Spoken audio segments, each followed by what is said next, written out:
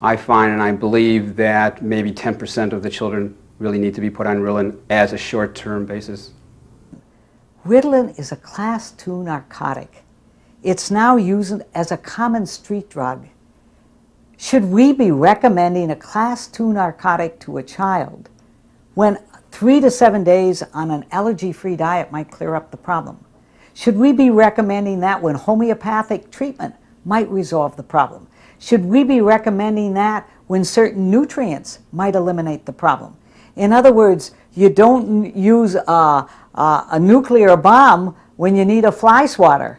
I do believe that if we pay attention to the cause of the condition that can rest on the digestive system, by paying attention to the diet, eliminating mainly wheat and sugar, preservative, colorants, and giving children what they truly need, which are nutrients of which they may be deficient, mainly trace minerals, enzymes, and some children might also benefit if we will be able to balance the flora in the digestive system and improving the toxicity pathway of the liver, because these children are highly, highly toxic. And I have not seen a single child with attention deficit disorder who may not be having problem with heavy metal toxicity such as lead, aluminum, cadmium, and therefore they become deficient on the precious trace mineral.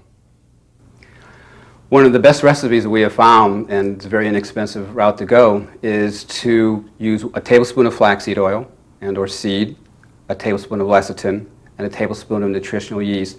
All three of these combined make an excellent neurotransmitter solution that'll help affect the brain and it'll help bring back the children to what I call a healthy modification. This can be done very simply, either on their cereal or on their salad dressing throughout the day.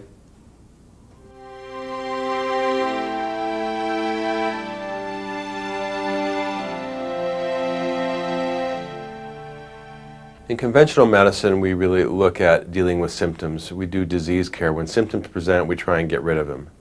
You know, in a more natural approach to medicine, we try and understand, why do I experience the symptom that I'm experiencing?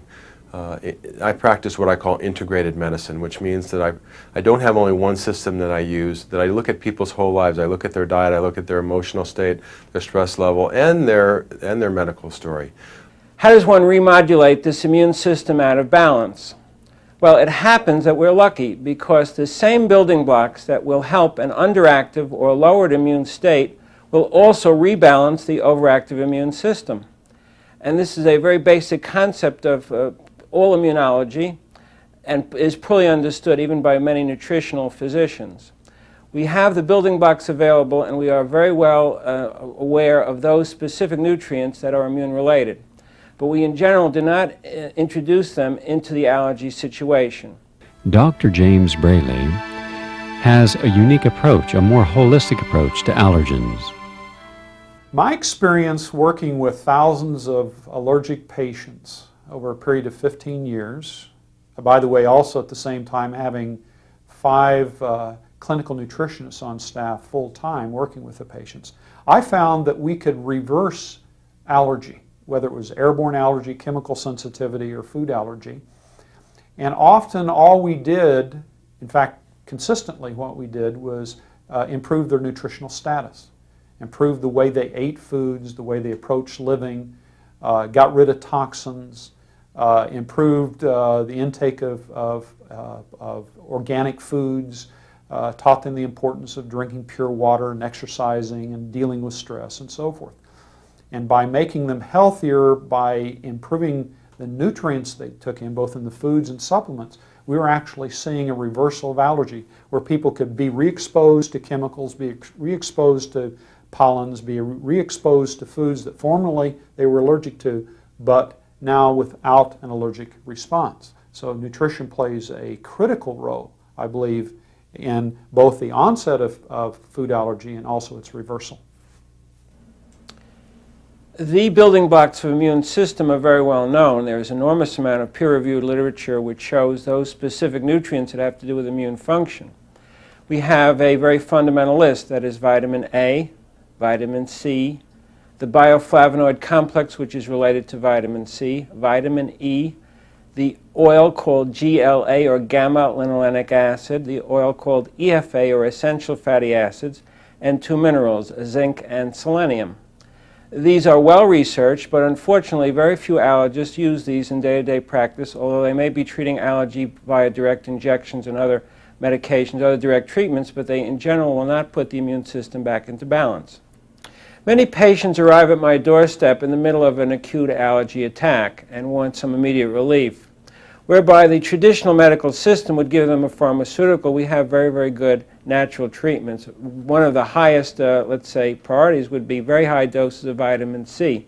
And we might have to give vitamin C in a powder form which is buffered, and for sure should not be corn-based. It can be tapioca or it can be sago palm-based, but we may go up to doses of 10,000 orally or even much higher. And this tends to be very, very supportive to reduce those specific immediate allergy symptoms such as running nose, itching, wheezing, many, many other allergy symptoms. Next would be quercetin. Quercetin is one of the group of bioflavonoids and for some reason is very effective in reducing allergy symptoms. However, one must be fairly, let's say, specific about going high on the dose, where quercetin of 750 milligrams a day or even 1,000 or even 1,250 would be a effective dose for allergy reduction. Additional nutrients that can really help asthma, both as an acute attack and over the long run, are use of calcium, magnesium, particularly higher amounts of magnesium equal to the level of calcium. Vitamin B6 is also helpful in using evening primrose oil capsules, even two or three times a day, so 6 to 8 capsules a day, can have a therapeutic effect at reducing asthma symptoms. So when we look at allergies and asthma, we really want to be sure that we're getting all of the minerals that we need to support the immune system, along with all of the other nutrients. Many people have come to me after using the plant source colloidal minerals for maybe 3 weeks to 3 months, and they say, I only started using them because it just made good sense to use them. I didn't realize I wasn't going to have to take my asthma or my allergy medication anymore. It really does build the immune system and strengthen it so that you're able to tolerate the substances in the environment, whatever it is that you used to be allergic to. Other important nutrients for allergy patients include the antioxidants, and pycnogenol is an important one for allergy patients to take. Coenzyme Q10 is also very important for people with allergies. For example, when children enter middle school, many of them have repeated infections because of the increased exposures, and taking coenzyme Q10 regularly can stop this. Your choices of food should come from the earth as close to nature as possible. Low gluten choice of grain is brown rice, millet, quinoa, those kinds of grains. Root vegetables like yams and sweet potatoes, turnips, carrots, cooked and raw, organic, of course, because we spoke about the chemical overload to the system and the constant bombardment of our bodies with drugs and the pesticides, so you have to choose organic.